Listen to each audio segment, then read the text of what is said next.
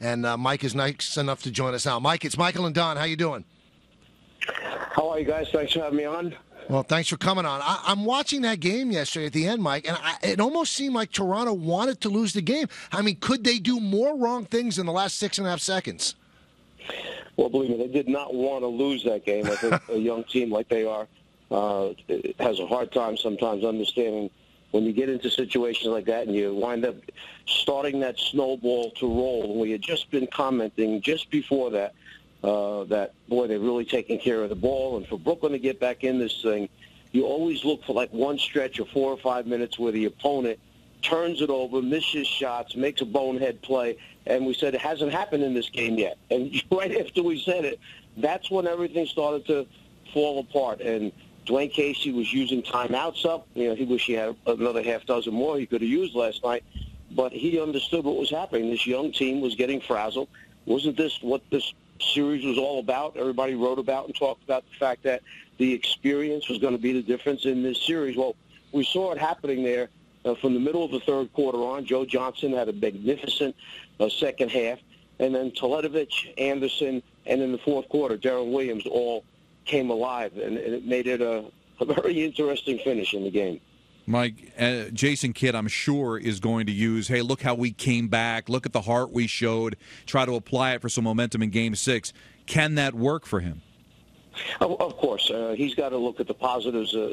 Look, they've gone through this incredibly unique season where all these pieces were brought together, the amount of money and commitment that was spent by ownership in the front office. They get off to a terrible start. They have an injury to one of the premier centers, young centers, by the way, in the NBA, and Brook Lopez. Lose him. They have to readjust, change their style of play. You've got a rookie head coach who's trying to figure his way out on how do you put this all together, how do you make it work, what's our style of play. Oh, hold on, put the brakes on. We got to change our style of play because we don't have that 7-footer in the middle that can get us 20 points a night.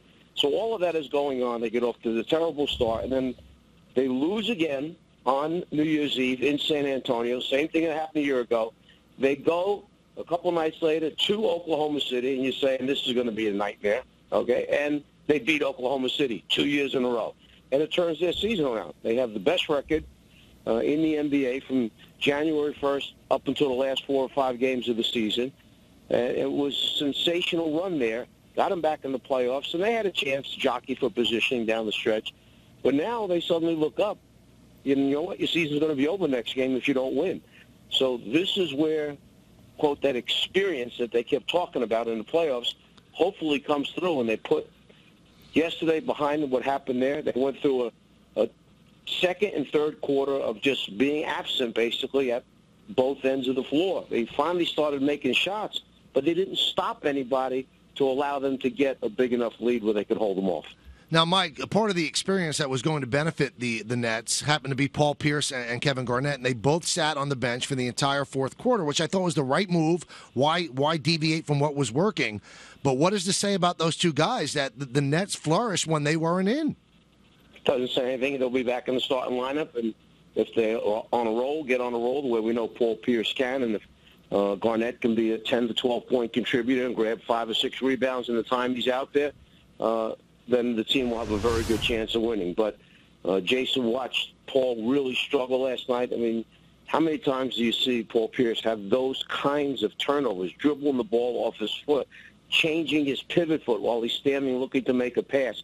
Things like that you just don't see happen with him. So Pierce, because he's such a competitor, I mean, he'll be back next game ready to go. Garnett will understand, okay, the urgency of this game. They're playing in their own building.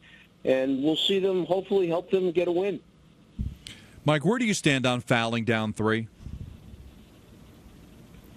I'm sorry, say that again, please. Where do you stand on fouling down 3? Well, I've been in the situation, and I would say of all the times that I was faced with that, I probably 90% of the time not fouled. I have done it, but I tend to stay with the defense. And you know what always worries me? That we're going to take that foul. They're going to make the first one, miss the second one, and they're going to get the rebound, put it back in. It's going to be a 3-point play, and then we're something crazy about, like, foul him on the way back in or something crazy like that. I always worry about the offensive rebounding for the other team if they miss that free throw.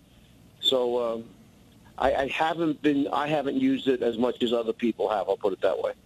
Now, what is it that swayed you the 10% of the time that you did use it? Was somebody with a good shooter? I mean, what made you do it when you didn't always do it? Because a guy from New York City who I'm good friends with called up and yelled at me because we lost the game before that. and he said, see, if you would have done it. And that was back when the three-point line, remember they moved the three-point line in a couple of feet way back, and it was a short three-point line. And instead of fouling, we tried to play the defense out, and the guy just pulled up, and it was like shooting a layup, and he makes the three, and that was that. So be it. So I got yelled at, so then I said, okay, I don't want to get yelled at again, so I'll change it next time.